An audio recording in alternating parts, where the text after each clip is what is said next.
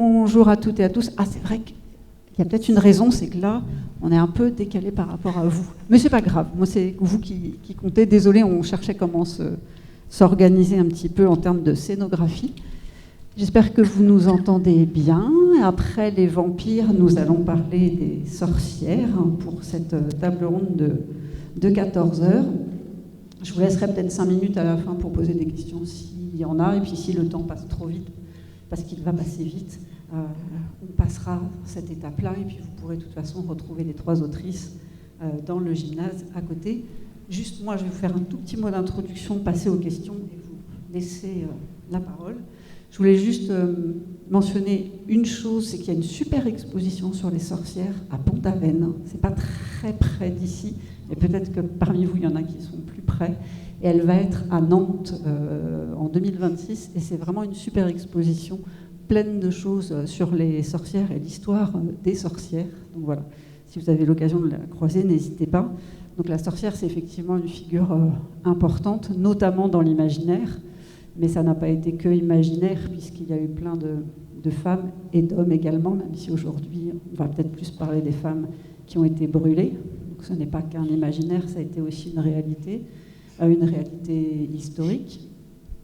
Je ne sais pas si vous avez entendu parler du test de la baignade, notamment, qui consistait à jeter une femme dans l'eau pour savoir si c'était une sorcière.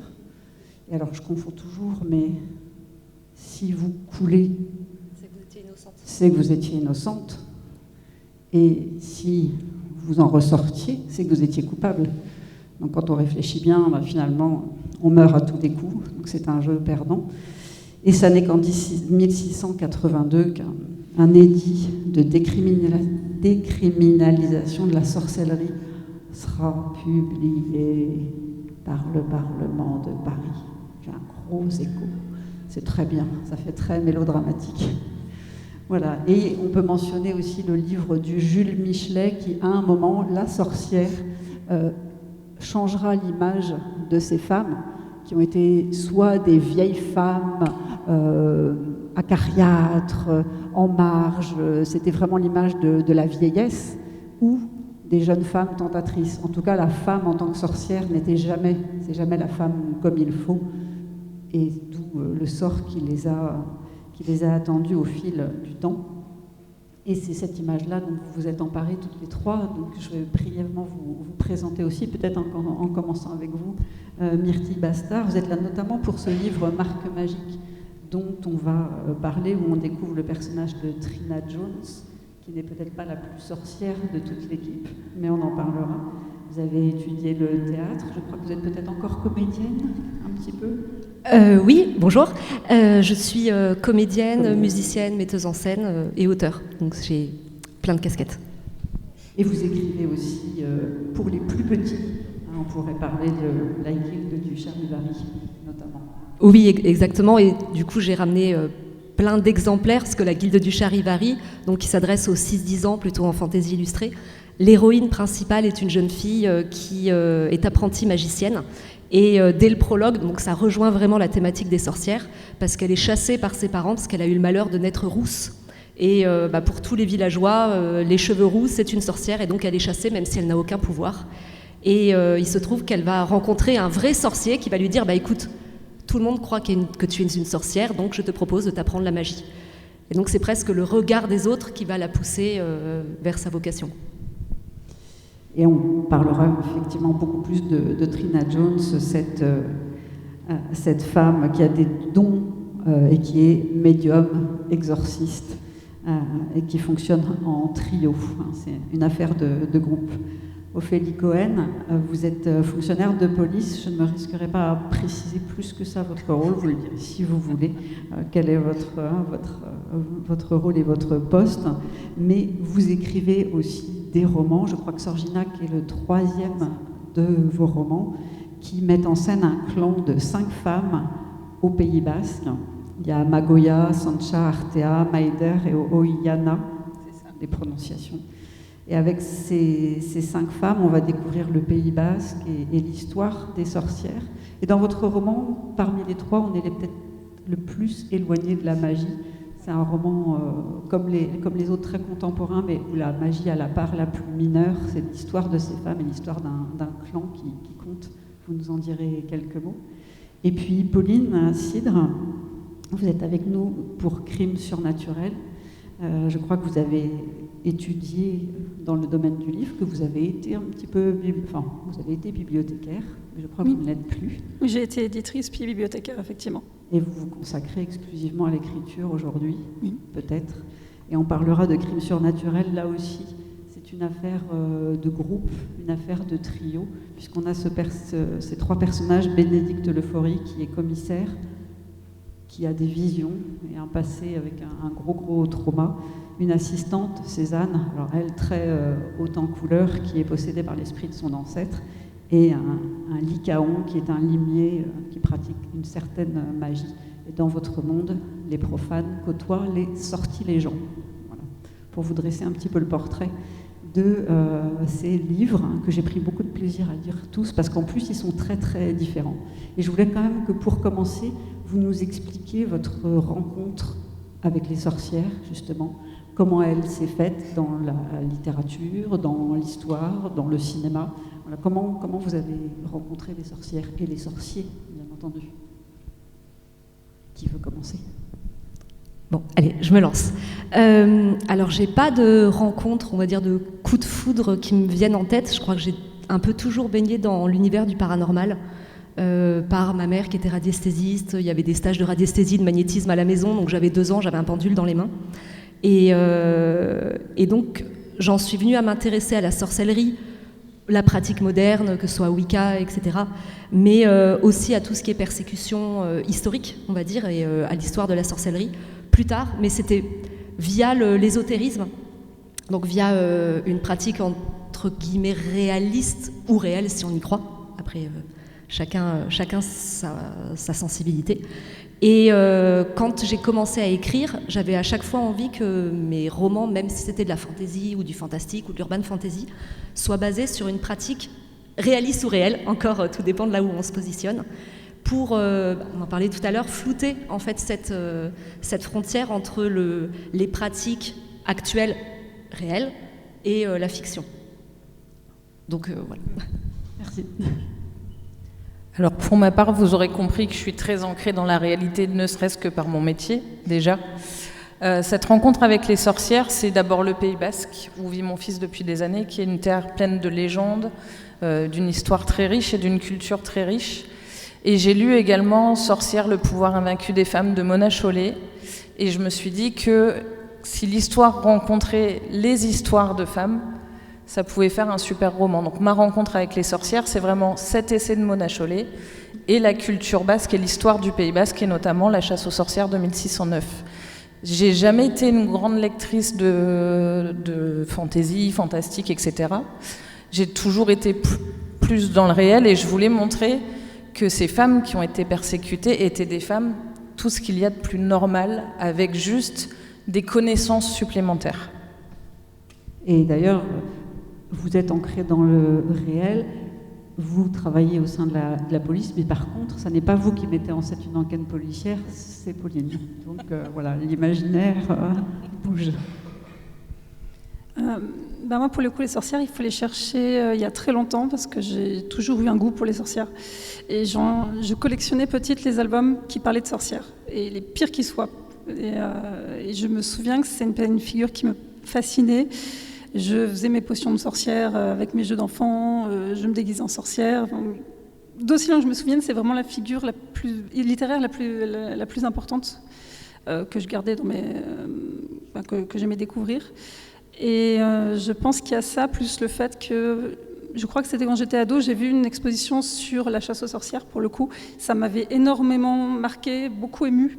Et je pense que c'est les deux liés, en fait, qui m'ont permis quelque part d'aller jusqu'à ce roman. Donc là, vous l'avez un petit peu mentionné au travers de vos réponses, et on le sent en vous lisant, parce que la sorcière, on peut vraiment l'imaginer de plein de manières différentes, notamment à travers ce fantasme d'un simple accessoire de magie, mais vous êtes tous les trois très attentifs justement à parler de cet aspect lié à l'ostracisme, à la persécution, aux minorités. C'est quelque chose que vous aviez à l'esprit et que vous vouliez vraiment mettre au cœur de vos livres? Ces persécutions, justement, cet aspect historique, vous l'aviez en tête et il se retrouve dans vos livres? Personnellement, comme c'était vraiment l'aspect le plus présent du livre avec l'histoire du Pays Basque, je ne pouvais pas passer à côté. Alors pour la petite histoire, il y a vraiment 6 chapitres, 6-7 qui sont historiques dans Chorguignac. C'est des chapitres que mon éditeur au départ voulait squeezer en me disant mais c'est lent, parce que c'est vrai que quand on fait du roman noir, du policier, du thriller, il faut qu'il y ait cette envie de tourner les pages de plus en plus vite. Et pour lui, ça ralentissait le rythme. Et pour moi, c'était essentiel d'avoir ces passages-là pour comprendre l'histoire du clan Garaïco-Etxea, donc qui pourrait être traduit par la maison du temps.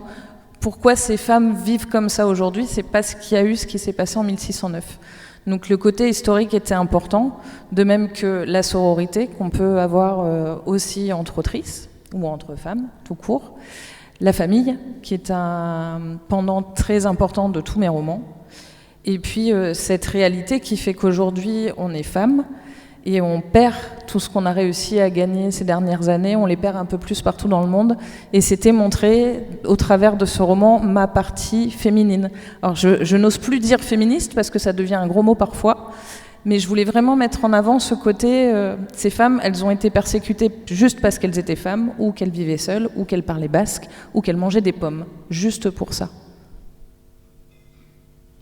Pauline ou Myrtille, Pauline peut-être, parce que c'est aussi très très présent le rappel historique de ce qu'ont traversé ces femmes-là, qui très souvent ont été victimes de calomnies, de règlements de compte, de choses de très ordinaires finalement. C'est effectivement quelque chose que je voulais aussi montrer et je pense comme toi, j'ai fait beaucoup de recherches. C'est une partie du roman qui se passe dans le passé, qui se passe au VIe siècle, où on suit justement une famille de sorcières. Alors elles ont des pouvoirs magiques dans l'ouvrage, mais il y en a une qui est par exemple, c'est la bienfaitrice du village, donc elle a fait énormément de choses pour le village, mais à côté de ça, il y a aussi énormément de calomnies par rapport à toutes les rumeurs qui circulent. Elle n'a pas de mari, donc c'est suspect, qu'est-ce qu'elle a fait du mari, elle est peut-être trop bienfaitrice, qu'est-ce qu'elle veut cacher. Voilà, on peut tout tourner en fait en argument contre ces personnes. Et oui, c'était important pour moi aussi de rappeler toutes ces persécutions. Et je me suis beaucoup documentée pour aussi refléter la réalité, même si c'est une œuvre imaginaire pour le coup. Peut-être une question de respect. Je voulais aussi, mais surtout que j'ai eu la chance, quand j'ai commencé à travailler là-dessus, ça se passe en Lorraine, de trouver un ouvrage, alors je suis désolée, j'ai plus le nom de l'auteur, qui s'appelle Amor la sorcière, qui est en fait un documentaire spécifiquement sur les chasses aux sorcières en Lorraine, qui est très très précis.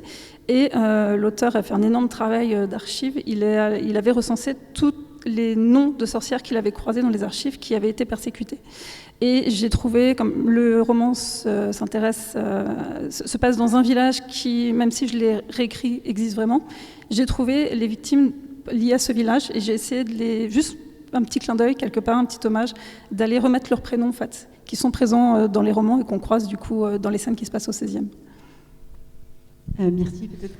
Alors, pas trop dans Trina, parce que donc, la meilleure amie de l'héroïne, qui elle est vraiment une sorcière verte de nos jours, mais qui est plus dans la mouvance, parce que c'est à la mode, parce que c'est fun, parce que c'est très chouette maintenant en tant que citadine de se rapprocher du savoir des plantes, fabriquer ses baumes, ses onguents. Donc à la base, elle n'avait pas une culture de la sorcellerie où c'est pas non plus un acte de résistance, elle n'est pas ostracisée ni rien. C'est plus, je pense que ce qui l'a mise elle dessus, c'était un phénomène de mode. C'est quand elle était adolescente, elle a plongé dans le paranormal. Et le tirage des cartes. Et le tirage des cartes, exactement. Mais plus la persécution serait plus présente dans Annie, donc pour le coup qui est une saga de fantasy qui est sur fond de guerre de religion, passage d'un matriarcat à un patriarcat, donc déjà le renversement des codes, la démonisation de tous les symboles féminins, du féminin sacré, etc. est vraiment traité dedans.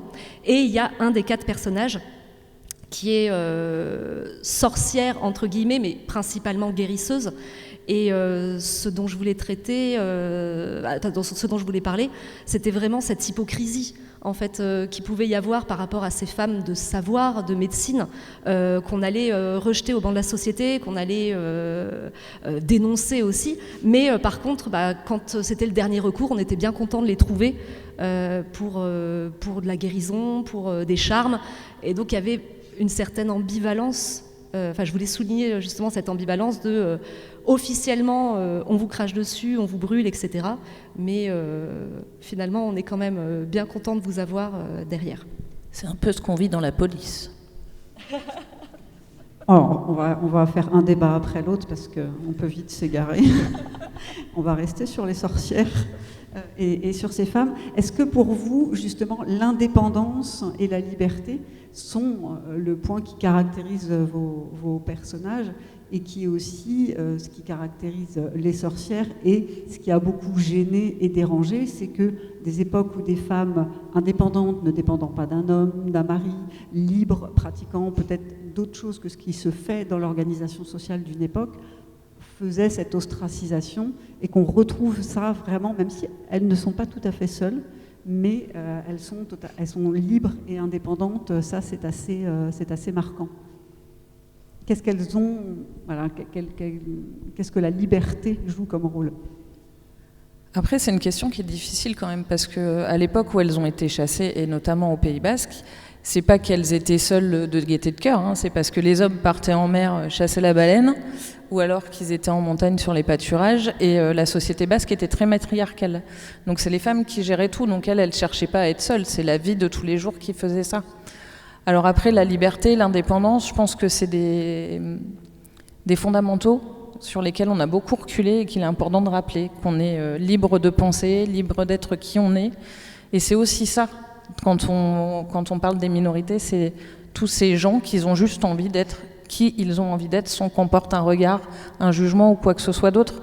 Et c'est vrai que les sorcières, pour ça, sont fabuleuses à travailler.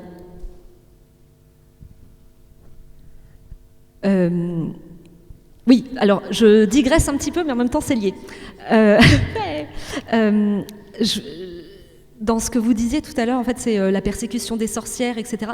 Mais j'ai l'impression qu'on a beaucoup centré le propos des sorcières sur l'Inquisition et en sous-estimant aussi tout ce qui a eu lieu après, 18e, 19e, début 20e, avec l'hystérie, où ces femmes qui refusent de se soumettre à un époux, qui sont suffragettes, qui exigent d'avoir une reconnaissance, qui exigent qu'on reconnaisse qu'elles ont une âme, ne serait-ce que ça au 19e, étaient catégorisées d'hystériques. Et médicalement, enfin scientifiquement, on n'était plus sur de l'inquisition, donc sur une pression religieuse, on était sur, scientifiquement, on va vous retirer l'utérus parce que c'est à cause de ça que vous n'êtes pas de gentilles ménagères. Donc là, ça rejoint peut-être des propos féministes, même si à la base, la sorcière n'est pas forcément dans une démarche de changement de la société. Mais pour moi, ça fait encore partie de la chasse aux sorcières, en fait, toute cette mouvance médicale tardive. Ce qui pourra nous permettre de parler effectivement de l'image actuelle de la sorcière aujourd'hui. On y viendra peut-être, permet de parler de nombreuses choses qui s'éloignent effectivement des origines de la sorcière. Pauline, sur la liberté de ces personnages et de Cézanne, peut-être, qui est... Alors pour le coup, Cézanne n'est pas une sorcière. Non, justement, elle est assez à part, elle est assez atypique. Alors, Cézanne, c'est donc la troisième du duo de mes enquêteurs, la seule qui n'est pas une sorcière et qui d'ailleurs en souffre quelque part. Parce ça se passe à l'heure actuelle et justement c'est presque mieux d'être une sorcière pour sa brigade alors qu'elle ne l'est pas. Je suis juste en train de me rappeler que quand j'ai écrit ce roman, la première version a été refusée par l'éditeur, et c'était à cause du personnage de Cézanne, qui était très caricatural en fait. Et j'ai eu énormément de réflexions après coup. Il y a eu tout un mouvement particulier lié à l'imaginaire où à un moment donné, il y a beaucoup de questions, on voyait sur les réseaux sociaux, des personnes qui se posaient la question de est-ce que la fantaisie n'est pas sexiste. Il y a beaucoup de réflexions sur le rôle de la femme en fantaisie et beaucoup de romans dont les héroïnes en fait n'étaient pas très agréables parce qu'elles étaient tout le temps belles, elles étaient toujours super puissantes, elles étaient toujours prises dans c'est une femme par rapport aux hommes. Et il y avait quelque chose qui me gênait beaucoup. Et je sais que quand j'ai créé Cézanne, c'était un peu ça. Et quand je l'ai retravaillé, j'ai essayé vraiment de... C'est un peu difficile à dire. Je cherche comment dire. De la prendre pour elle-même, pas pour une femme simplement, pour elle-même, pour lui donner une vraie identité, lui donner un vrai rôle, et surtout qu'elle ait la même importance que tous les autres personnages du roman, en particulier les personnages masculins, que le trio soit sur le même plan. Et en tout cas, je sais que c'est le personnage qui plaît le plus maintenant. Donc je suis assez contente d'avoir eu ce travail déjà personnellement là-dessus. Et on parlait des questions d'indépendance et de liberté, et je suis assez d'accord avec Ophélie en disant que, notamment autrefois, c'était pas que des femmes indépendantes et libres quelque part. Soit il y en a une partie, elle n'était pas forcément, elle était pas forcément de façon. Je suis désolée. Voilà, merci. Et il y a aussi la chasse aux sorcières a pris des telles proportions à la fin qu'il suffisait juste d'être une femme en fait. Et des fois on est juste et pas forcément sur des questions religieuses. Il y a les tribunaux civils ont été encore plus violents que les tribunaux religieux. Et oui, il y avait vraiment une stigmatisation juste du fait qu'on était femme, ce qui était assez vraiment terrible, au-delà de même simplement réussir à être indépendante et libre dans cette société. Après, si je peux me permettre, derrière les chasses aux sorcières, il y a d'autres causes aussi. Alors celle du Pays Basque, c'est celle que je connais le mieux, mais il y a des enjeux géopolitiques bien souvent. Il y a d'autres causes que c'est pas juste parce qu'on est femme. On a mis sur le dos des femmes tout un tas de choses parce que c'était plus facile de les accuser elles et de masquer d'autres choses. Je le mets sous le tapis, ça passera crème. Je vais persécuter un certain nombre de nanas et ça ira mieux. C'est vraiment ce qui s'est passé dans ces années-là, et je reviens sur ce que tu as dit aussi sur l'hystérie et l'image de la femme aujourd'hui. C'est vrai que la femme qui vit seule dans sa maison, dans un village, et qui a la maison un peu écartée, on dit toujours c'est la sorcière. On ne dit pas c'est la bienfaitrice ou la femme qui connaît les plantes, celle qui guérit avec ses tisanes. C'est la mauvaise sorcière. On est vraiment maintenant accroché à ces images-là. De la mauvaise sorcière. C'est-à-dire que c'est ce que je voulais vous demander, qu'est-ce qui aujourd'hui resterait pour vous dans la modernité de cette image de la sorcière? Alors on a parlé effectivement de Mona Chollet. Il y a à la fois une façon de s'emparer de la sorcière pour la retourner comme quelque chose de bénéfique et d'une image positive, tout en ayant du mal à éloigner cette figure justement de la personne mauvaise, la personne seule, la personne qu'on va mettre au rebut un petit peu. Est-ce que pour vous on est pris dans cette dualité-là aujourd'hui? Après la littérature, on a joué aussi. La gentille c'était la bonne fée, la méchante c'était la sorcière. Donc l'image de la sorcière dans l'imaginaire collectif c'était forcément quelqu'un de méchant.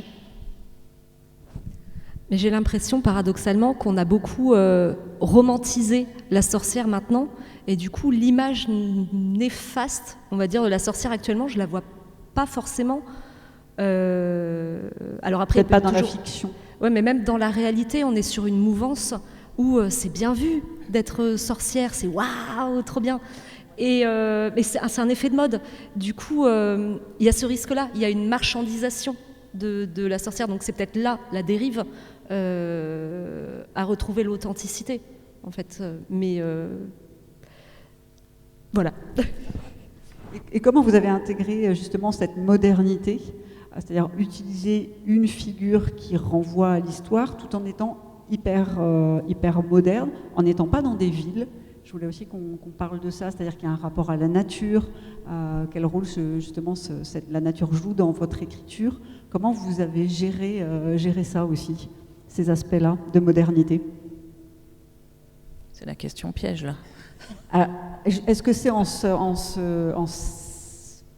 s'abstenant d'inclure de la magie, en restant dans une forme de réel? Est-ce que c'est par un ton également que vous avez donné à l'histoire et à la mise en scène des personnages? Peut-être aussi, il y a différentes façons de se poser la question. Je ne sais pas si c'était réellement conscientisé. Après, moi, je reste toujours dans le réel, donc c'est plus facile de m'accrocher au Pays Basque. Il y a peu de grandes villes, par Bayonne, Biarritz. Après, c'est des petits villages partout, et les chasses aux sorcières, à cette époque-là, c'était dans les villages, que ce soit les villages français ou espagnols, parce qu'il y a aujourd'hui une marche qui va de Sarre, qui est un village français, à Zugarramurdi, qui est un village espagnol. Et c'était que des villages, donc la nature est forcément présente, et c'est plus facile de la mettre en scène. Et Maider, mon personnage le plus moderne, vit à Bayonne, elle vit en ville, alors que ces femmes, son clan, vit en campagne, parce que tout ce qui est moderne, c'est en ville, et tout ce qui est plus culturel, les us, les coutumes, la tradition, est plus présente dans les campagnes. Après, est-ce que c'était réellement conscient? Je ne sais pas. Celle qui vit en ville et celle qui a envie, justement, de s'éloigner des contraintes de la famille et de ces femmes sorcières qui pèsent, en fait, sur sa possibilité de liberté. C'est son histoire qui lui pèse aussi. Hein. Voilà, quand on est refermés les uns sur les autres... au bout d'un moment, ça étouffe, quoi. Pauline, peut-être un mot sur justement cette présence dans l'écriture. Chez vous, je trouve que c'est très caractéristique de l'atmosphère, c'est-à-dire ça va être la lumière, les odeurs, les sensations sont vraiment hyper importantes, et on est dans la nature. La nature a un rôle à part entière qu'on associe et qui renvoie vraiment au monde des sorcières. Et au monde de la magie, je dirais, là, en l'occurrence, dans cette histoire. Ce roman, il est beaucoup nourri de mes souvenirs, puisqu'il se passe en fait dans un village qui est inspiré de mon village natal. Il y a des bois au-dessus du village, et j'ai passé tous mes week-ends dans ces bois-là. Et je dois justement en particulier touiller dans des chaudrons de sorcières, des plantes mortes ou des choses comme ça. Donc on s'est raconté des tas d'histoires dans ces bois-là. Et du coup, quand je crée un roman, je pars toujours de l'ambiance que je veux. Et là, du coup, je me suis rappelée de comment je me sentais quand je faisais ces promenades. Et j'aime bien faire appel à tous les sens. Parce que si on a juste quelque chose de vu, ça ne suffit pas pour moi, on ne se sent pas dans ces lieux-là. Donc il y a toujours référence à l'odeur, au goût, à la sensation, à la lumière aussi, à la couleur. J'aime beaucoup mettre de la couleur et de la lumière partout, même quand c'est très sombre. À la pluie, beaucoup d'humidité aussi. Et il y avait aussi ce jeu où j'ai un personnage de sorcier moderne qui, lui, est spécialisé dans tout ce qui est magie sensitive, c'est-à-dire qu'il exacerbe ses sens. Donc il va améliorer sa vue, il va améliorer son ouïe, donc il y avait aussi ce jeu-là, ce pouvoir qui me permettait aussi de décrire plus précisément certaines sensations. Oui, je me souvenais plus de la question. Oui, la nature. Alors dans Trina, vu que la pratique magique de Jasmine, donc de sa meilleure amie, est à la base un coup de cœur adolescent, même si elle s'y est mise, c'est presque un retour à la nature. Il y a tout cet engouement de sa part envers les esprits de la nature, le petit peuple, les traditions populaires, même si elle n'en a pas la vision, la clairvoyance, alors que paradoxalement, Trina, qui elle est donc médium, a la vision de ces êtres que va contacter son ami. Et au niveau de la modernisation de la sorcellerie ou de la sorcière, mine de rien, Trina, même si elle n'est pas catégorisée, traitée de sorcière, la réaction de ses parents, en fait, donc quand elle avait 10 ans, elle a déclenché des dons médiumniques, donc a commencé à avoir des personnes qui se promenaient chez elle, à entendre des choses. Et ses parents, en fait, l'ont mise en hôpital psychiatrique pour la faire traiter, et elle y serait restée si quelqu'un d'autre ne l'avait pas sortie de là en lui disant « Tu n'es pas folle, ce sont des dons, je vais t'apprendre à les canaliser pour que tu puisses les utiliser et non pas en souffrir. » Et mine de rien, j'ai l'impression que ça pourrait être apparenté à un traitement qu'aurait pu avoir une sorcière autrefois. Voilà, c'est une sorte de modernisation, oui, de l'accueil de ces dons. Et ça peut se retrouver, y compris dans les lieux, parce que je pense notamment à ce projet d'hôtel qui est en pleine nature, justement. Là, il y a un contexte très favorable à déchaîner des éléments avec lesquels vous jouez aussi, et avec lesquels les personnages rebondissent énormément. Et je voulais qu'on parle aussi de sexe, parce que c'est un des éléments qu'on associe aux sorcières à une idée d'orgie qui apparaît par-ci par-là. Est-ce que vous l'aviez en tête? Alors, j'ai la réponse, je vous ai lu. Est-ce que vous l'avez utilisé ou pas? Comment? Et je pense, bon, à Myrtille, forcément, je ne pose pas la question par hasard, parce que y a la figure du succube aussi, qu'on associe beaucoup pour les femmes à la sexualité. Mais dans Trina Jones, le sexe a un rôle particulier, donc je voulais qu'on l'aborde un petit peu. Comment vous avez utilisé ça? Alors, Trina, en fait, donc, utilise plein de formes de magie, donc la magie des sceaux qu'elle trace au sol, donc des symboles, des sigils qu'elle trace pour ouvrir des canaux d'énergie. Elle travaille avec Jasmine sur la magie cristalline. Et Trina utilise la magie sexuelle comme canalisation d'énergie. En fait, le pourquoi du comment, c'est que la série Trina Jones, j'avais une petite idée, donc ça remonte à quelques années, et je l'avais pitchée à mon éditrice, et elle me dit « Oh, j'adore, mais je te préviens, il faut qu'il y ait du cul ». Voilà, désolée, hein, je vous le sers direct. Et juste, je ne peux pas mettre quelque chose bateau, en fait, il faut que ce soit intimement lié et nécessaire à l'histoire, parce que sinon, mettre des scènes érotiques pour des scènes érotiques, ça ne m'intéresse absolument pas, et je pense que vous non plus d'ailleurs. Et donc je me suis dit, mais comment en faire un pivot, enfin qui ait du coup de la sensualité, de l'érotisme, mais que ce ne soit pas trop, en fait. Et donc j'ai commencé à me bouquiner des traités de Magica Sexualis, donc des traités écrits à la fin du 19e siècle. J'imagine vraiment les moustachus avec la moustache à guidon qui sont là, le creuset de la femme, comme, enfin le corps de la femme comme creuset alchimique, comme générateur d'énergie. Donc c'est quelque chose qui est totalement opposé à la mouvance girl power, hein. On est sur quelque chose de très machiste. Comme pouvait l'être le tantrisme avant qu'il soit remis au goût du jour. Et je me disais, bah tiens, c'est un combat. Comment construire mon personnage pour que ce soit une femme forte, la figure de l'héroïne badass qui dit ce qu'elle pense quand elle le pense comme elle le pense, qu'elle soit libérée également, mais que ça lui soit aussi nécessaire au niveau de la magie. Donc voilà, donc j'ai intégrer ce souhait de mon éditrice pour en faire aussi un trait fort du personnage. Elle consomme les hommes. Oui, alors dans l'idée, évidemment, c'est que ça me donne aussi un pivot et un point précis pour mettre une opposition et pour la priver de quelque chose dont elle a besoin, évidemment. Désolé, il n'y a pas d'orgie à toutes les pages. Pardon. Jusqu'à faire monter sa barre d'énergie, c'est pas des céréales, c'est un homme. Oui, parce qu'évidemment, au début, c'est quelqu'un qui dit « Moi, les sentiments, c'est pas pour moi, je suis une femme forte, indépendante. » Et évidemment, le but de cette histoire, c'est de lui prouver à quel point elle a tort. Moi, j'ai beaucoup aimé la scène d'introduction de Sorginac. Alors, est-ce que c'est l'introduction ou le tout début? Ces femmes qu'on découvre ensemble, il y avait cette image justement du tableau avec quelque chose d'érotique dans une personne extérieure justement pourrait avoir quand vous avez écrit cette scène-là. Elle est vraiment très belle, je trouve, cette mise en scène de ce clan de femmes. Je ne l'ai pas pensé comme ça. Enfin, il n'y avait pas de recherche d'érotisme ou de sexualité ou quoi que ce soit. Je me suis imaginé comment elle pouvait être sur ces cérémonies et c'est tout en fait.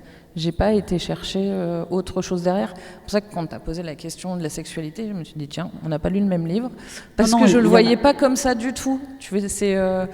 Je m'imaginais ces femmes s'appliquer les onguents et danser, et quand on danse langoureusement, il y a toujours cet aspect un peu érotique, mais c'était pas recherché de cette façon-là en tout cas. Non, elle est juste belle, effectivement, j'abuse un peu en parlant d'érotisme, mais dans l'œil de quelqu'un, je sais pas, qui a envie d'y voir ça, sans doute qu'on pourra le trouver. Mais par contre, la question de la place des hommes se pose pour elle, parce que l'une de ces femmes, bon, je ne veux pas tout dévoiler, mais a une relation, mais c'est pas forcément évident à vivre au sein de ce clan. C'est des femmes c'est un clan de femmes dont les ancêtres ont été persécutés par les hommes. Donc quand je dis que c'est un roman féminin mais pas féministe, il dit pas les hommes sont méchants. Il dit juste que ces femmes-là, elles veulent pas vivre avec les hommes, elles en ont besoin pour faire des enfants, on peut pas faire des bébés tout seul, mais elles veulent pas de ces hommes dans leur vie au quotidien. Elles veulent vraiment se protéger les unes les autres entre femmes. Les hommes, on les voit, tout ça, mais ils n'ont pas le droit d'intervenir dans le clan et de venir au milieu de la famille. Voilà, ils n'ont pas leur mot à dire. Ils ont juste Voilà, ils sont de passage dans les vies. Et c'est vrai que l'une d'elles va devoir cacher son amour, en fait, parce que c'est aussi quelque chose de tabou, du coup. On se dit, mais comme les hommes n'ont pas leur place, qu'est-ce qui se passe si on s'attache vraiment? Quelle sera la place de l'autre? Voilà, c'est venu comme ça dans le roman, mais c'était pas une volonté. En fait, comme je n'écris pas sur plan et que je me laisse embarquer par mes personnages, ce passage-là n'était pas du tout pensé. Il est venu comme ça parce qu'elle a décidé que ce serait comme ça. Pauline, je voulais peut-être revenir sur Cézanne, même si ça n'est pas la sorcière. Vous parlez de la particularité de sa personnalité, que c'est le personnage qui reste et qui marque les lecteurs. Est-ce que ça tient aussi à cette possession qu'elle vit avec son ancêtre, dont j'ai oublié le nom, j'ai mangé... Il s'appelle Athénaïus, donc c'est un nom... Parce que c'est une femme qui est aussi possédée donc, par un homme, par cet ancêtre, et justement elle parle aussi de son rapport au corps et à quel point elle est mal à l'aise quand il l'habite finalement et qu'elle est obligée, elle, de rester en retrait. La vision du corps était assez importante, je trouve, dans ces pages-là. Et pour le coup, ça fait partie des passages que j'ai beaucoup réécrits, sur lesquels je me suis beaucoup interrogée.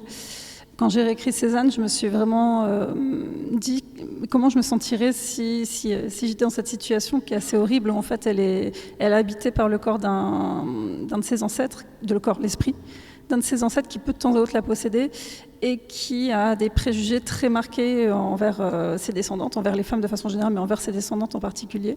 Et du coup, je me suis effectivement posé la question comment on se sentirait. Et Cézanne a un côté très... c'est la secrétaire, normalement. Et il y a beaucoup de gens qui la traitent comme ça. Et elle est toujours en train de sourire, elle est toujours lumineuse, elle a l'air toujours d'aller bien. Et en fait, elle porte ça aussi. Et j'ai beaucoup travaillé pour faire ressentir ce poids. Et la manière aussi dont les autres, son groupe, l'aide au fur et à mesure, en comprenant ce qu'elle vit, à gérer ce problème-là. Vous parliez de groupe, et moi j'ai mentionné le fait que les sorcières sont des femmes libres et indépendantes, mais vous avez les unes et les autres mis en scène justement un collectif, un groupe très très très important. Vous n'avez pas utilisé justement cette solitude. À quoi ça vous sert justement ce groupe? Qui sont en fait ces personnages ensemble? Ils sont plus forts? Comment ça fonctionne? Parce que vraiment on a presque 3 individus et un qui ressort par ce collectif qui est très très important et très réussi, j'ai trouvé, chez vous 3 et de manière assez différente en plus. Il y a Jasmine et il y a l'homme dont on n'a pas parlé. Alors oui, dans Trina, en fait, je pense qu'elle, c'est la seule à avoir des dons. Jasmine, elle, s'est tournée volontairement vers la magie et après elle travaille également donc, en tant qu'exorciste, donc avec Jasmine qui est magicienne, enfin sorcière et psychiatre pour apporter un diagnostic médical au cas d'exorcisme. Donc ça, c'est ainsi que travaillent vraiment les exorcistes. Ils travaillent toujours en équipe avec un psychiatre pour donner le diagnostic médical et un représentant de l'ordre, donc que ce soit policier, huissier, etc. Et donc le troisième du groupe, c'est Alex, qui est policier et qui même au début n'y croit pas du tout. En fait, quand on lui propose de faire équipe avec ces 2 femmes, il est là, mais elles sont complètement folles. Même si on se rend compte qu'en fait, il n'est pas si obtus que ça. Mais bon. Et pour en revenir donc à la question de la collaboration, j'ai l'impression que Jasmine et Alex sont vraiment des ancres pour Trina. En fait, il la ramène, il l'apaise, il la ramène à quelque chose de concret, de plus simple. Et même pour Jasmine, en fait, la magie est peut-être une pratique solitaire dans son quotidien, mais on s'en rend compte presque plus dans les tomes suivants, mais elle a tout un cercle derrière de sorcières qui sont là pour une certaine entraide et un soutien indéniable en fait. Donc même si au quotidien c'est une pratique solitaire, mais voilà, avec toute une puissance derrière. C'était indissociable du matriarcat, effectivement, ce groupe de femmes qui va pour le coup avoir un petit peu du mal à rester soudée. Là, je vais pas tout dire, mais... Alors, comme je le disais au départ, la famille, c'est un enjeu important pour moi, même au quotidien, parce que pour moi, la famille, c'est le premier rempart contre les maux de la société. Ce fait, peu importe ce qu'on met derrière le mot famille, hein, je ne parle pas de la famille au sens strict du terme, un papa et une maman, des enfants. Hein. La famille, il y a aussi la famille qu'on se choisit.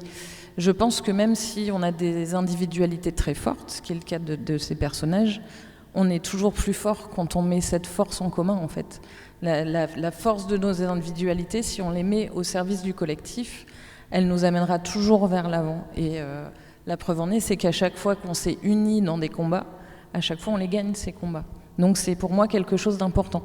On peut avoir cette part d'individualité très importante et réussir à les gommer assez pour vivre ensemble. Après, il y a aussi cette transmission, parce qu'au-delà de ces groupes, il y a aussi la question de la transmission de nos histoires. Parce qu'on ne peut vivre aujourd'hui qu'en connaissant notre passé. Mais ça, c'est vraiment quelque chose dont je suis, moi, convaincue. Après, je ne cherche pas à en convaincre d'autres personnes. Mais ouais, pour moi, c'est quelque chose de très important.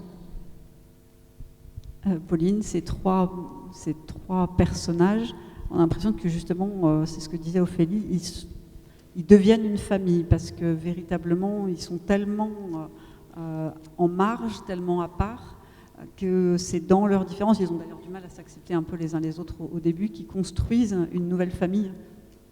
C'était un peu l'idée. Déjà, j'ai toujours eu du mal à créer des personnages seuls. J'ai toujours, alors ça, je commence à écrire des textes avec une seule voix, mais il y a toujours d'autres personnages qui gravitent, c'est jamais des personnes complètement seules. Et donc c'était logique pour moi déjà de faire un groupe. Et j'ai voulu autant que possible leur donner à chacun la parole et vraiment trouver un équilibre pour que chacun ait sa place dans l'intrigue et dans leurs relations. Et j'avais aussi envie qu'au début, il y en a deux qui se connaissent déjà. Il y a Cézanne et Bénédicte qui ont déjà travaillé ensemble. Et qui est un nouveau en fait, qui doit s'intégrer là-dedans, où il faut trouver leur place. Et effectivement, ces trois personnages qui sont en marge, dans mon roman, en fait, il y a deux mondes. Du coup, il y a le monde des sorciers et des profanes, ceux qui n'ont pas de pouvoir. Et ces trois personnages sont un peu à cheval entre les deux, et il n'y a pas d'entre-deux en fait. Ces deux mondes sont bien cloisonnés, et aucun ne les accepte. Et ils vivent avec ça, et ils finissent peu à peu par comprendre qu'ils sont tous les trois en fait dans la même situation. Et j'avais plus envie peut-être que des personnages qui deviennent plus forts, vraiment des personnages qui se font du bien ensemble en fait, qui réussissent à avoir un interlocuteur en l'autre, un ami, quelqu'un à qui ils peuvent dire ça va pas aujourd'hui et qui peut les soutenir. J'avais dit que je vous donnerais éventuellement la parole aussi pour que certains sujets certaines questions puissent être posées si vous avez envie. Sinon, on continue. Donc je vous laisse 10, 9, 8, 7, 6, 5, 4, 3, 2, 1, 0, enfin quelques secondes. Et sinon, on continue. On ne mord pas, c'est promis. Hein ? On ne mord pas, c'est promis. Oui, je pense pas. Enfin, on a pu le sentir qu'a priori, vous n'avez pas de sort à jeter.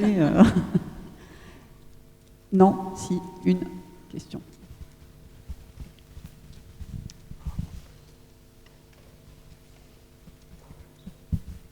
Bonjour. Alors, vous parliez au niveau des sorcières, le fait qu'en fait, c'est une vision très européenne et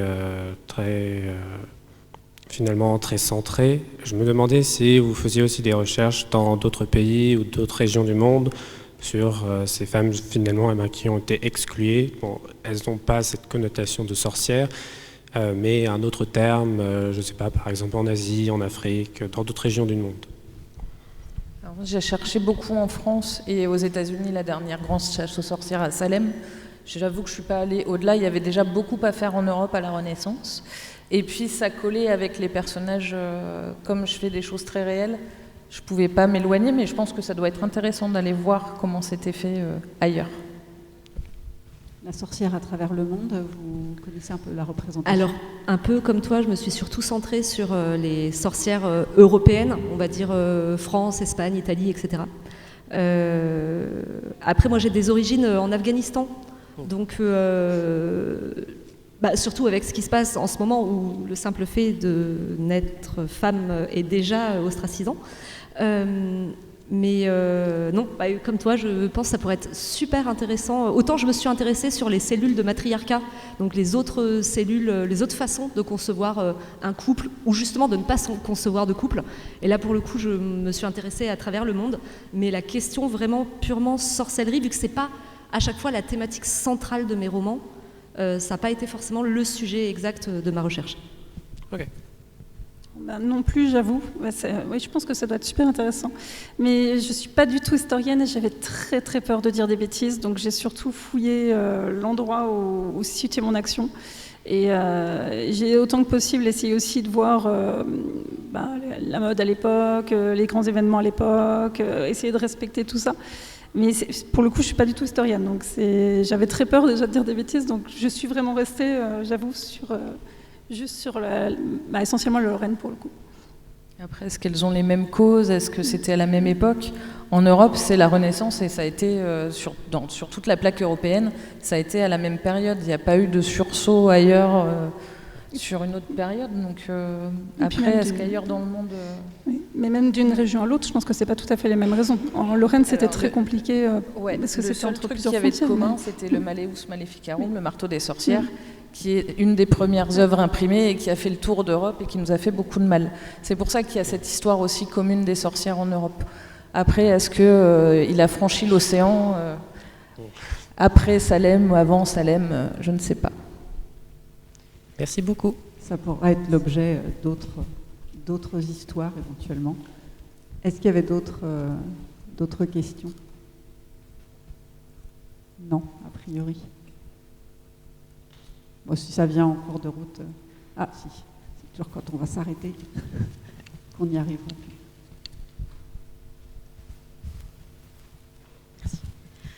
Bonjour.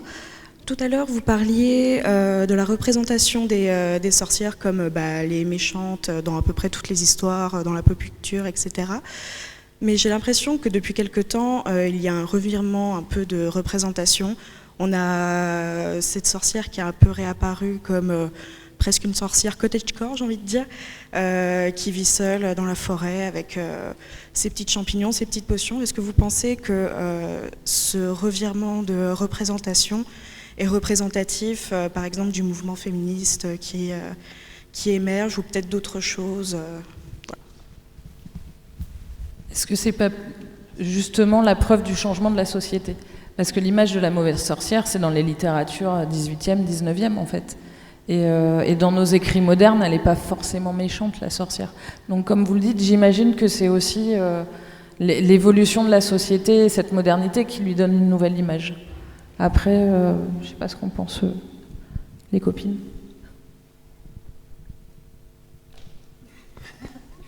Oui, en fait, c'est parce que j'ai mon esprit qui est parti ailleurs. Par rapport au regain d'intérêt, que ce soit le Wicca, le néo-druidisme, etc., on voit vraiment le regain d'intérêt après la Seconde Guerre mondiale, et où j'ai l'impression que ce soit dans les pays anglo-saxons, parce que le pouvoir religieux est était très présent encore pendant très longtemps, mais j'ai l'impression qu'il y a eu un besoin de se réapproprier son passé, que ce soit un passé païen, en fait, et ça ne concerne pas que les femmes. Il y a beaucoup, je connais pas mal d'hommes, de druides, qui se sont réappropriés leur propre culture. Et c'est vrai, quand on les écoute en disant au-dessus du rituel, on va matérialiser un rond de soleil pour qu'il ne pleuve pas sur nous. Enfin, à les entendre aujourd'hui, on se dit mais qu'est-ce que c'est que ça? Et je crois que maintenant, justement, la sorcellerie n'est plus l'apanage des femmes. Et les hommes aussi s'en emparent. Mais c'est pas du tout la question, mais c'était ce que je voulais dire. Je peux apporter une nuance, mais elle est plus sociologique et historique.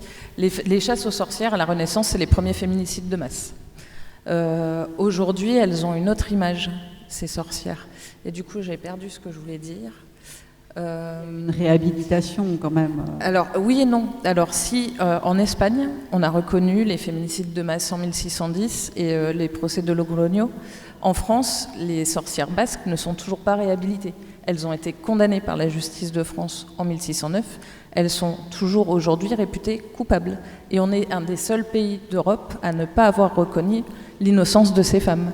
Donc il y a quand même historiquement encore des choses à faire pour sortir de la sorcière de contes de fées, entre guillemets, et avancer sur notre histoire. Et cette Mona Chollet, quand elle parle de l'image de la sorcière, on est vraiment sur nous, les femmes, et ce qu'on peut représenter, nos droits, nos libertés, on est plus sur cette image-là. Et j'avoue que c'est vraiment ça dont je voulais parler dans mon roman. Et ça, c'est le sujet sur lequel on peut alerter aujourd'hui, sans taper sur les hommes, sans être une féministe hyper dure. On peut dire aujourd'hui en tant que femme, on a le droit, et surtout aujourd'hui là où nos droits reculent partout, de dire les choses, et on a le droit de dire qu'il n'est pas normal que ces femmes qui ont été brûlées, et ces hommes, il y a eu des hommes aussi, sont encore aujourd'hui réputés coupables. Moi, c'est quelque chose qui me rend dingue. Pour rebondir sur la non-réhabilitation, alors je fais le pont avec un autre de mes romans qui est Loba, qui parle du loup-garou historique. Et en fait, il y a eu plus de 30 000 procès de loups-garous en France, je crois que c'est 16e siècle. Voilà, où en fait, c'était pas forcément, le fond n'était pas vraiment de la sorcellerie, c'était je veux récupérer le pré de mon voisin, ou on a un désaccord sur X ou Y, on accusait la personne d'être un loup-garou, de varouage, etc. Et c'est énorme en fait. C'est le nombre de procès qui ont eu lieu sur ces raisons-là, alors qu'il y avait en fait des raisons géopolitiques, comme Saint-Pé-sur-Nivelle, c'était les raisons de monopole, c'était économique, c'était idéologique. C'était la frontière espagnole. Ben oui.